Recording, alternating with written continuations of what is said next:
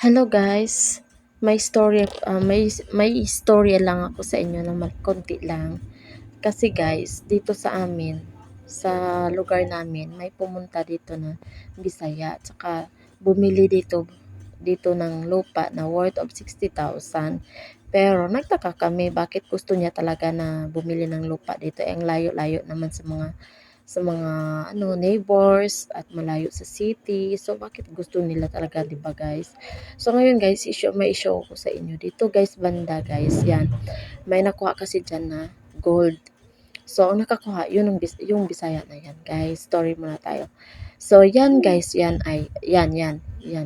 Yan guys, kagubatan yan. At saka dun sa dulo na yan, may bundok dyan ay may gold nga kawayan dyan. At saka may simento dyan, parang simbolo, parang ganun. Tapos may falls yan dyan guys. So yung falls na yan pala, yan may kuweba pala yan sa likod niya. So hindi namin alam na yan ang kuweba na yan pala, maliit lang yan. Pero pagpasok mo dun sa loob is malaki na talaga siya guys. So dun pala yun guys, yung mga bar ng mga gold. At ngayon diyan nakabili yung Bisaya na lupa 60,000. So ang layo yan guys sa mga sa mga neighbors at sa city guys. So ngayon guys, yung kuweba na yun guys, pinasukan talaga nila papa. Tapos yung nakita nila guys, nakamarka doon yung mga paa, may mga din balat ng mga biscuit doon na napasukan na talaga guys. At saka yung marka ng gold guys, yung bar gold, yun nakita talaga ni Papa guys, meron talaga. So nakuha talaga guys. At saka yung mga Bisaya na yun guys, nagtaka kami bakit umalis sila no. Yun pala, yung sila pala ang nakakuha noon.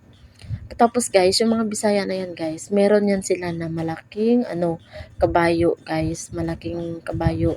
Tapos yung malaking kabayo na yun is sobrang strong niya talaga guys. Tapos kahit ilan sako na mais yung dadalhin niya, talaga strong talaga yung kabayo na yan guys. At saka ang ganda ng kabayo guys. Sobrang laki, wala parang malusog talaga. So ayun pala yung guys, yung kabayo na yan, yun pala yung nila doon, yung parang yung i-offer nila doon na para makuha nila ang yung gold. Kasi nandun yung tali ng kabayo na iwan talaga doon sa kuweba na yun. So yun guys, nakita talaga kasi pinasukan talaga nila papa yung kuweba na yan guys. Pero nakuha na talaga kasi sila papa wala na, naunahan na talaga sila. Sila papa wala na silang makuha guys. So yun guys, yung mga Bisaya na yan guys, umalis na talaga sila. Mahirap kasi dito guys kasi walang detector yung mga tao kasi hindi afford. At saka yung mga Bisaya na yun guys, nagtaka kami kasi minsan may bisita sila na galing sa city na yung mga tao na may mapera, tapos may mga dala silang mga kagamitan na pang detector talaga guys kasi halata talaga. So syempre yung mga tao dito parang may pagka-ignorante, ganun. So hindi nila alam, hindi nila naintindihan, parang ganun. Ayun pala yung mga yun pala ang pakay nila diyan. So ayun guys, yung nakuha na nila ang gold guys, umalis na sila diyan sa bundok guys, na sila sa city. Pero marami nakakita sa kanila guys sa city na nakaangat sila, may mga bahay na sila, may mga sasakyan na sila.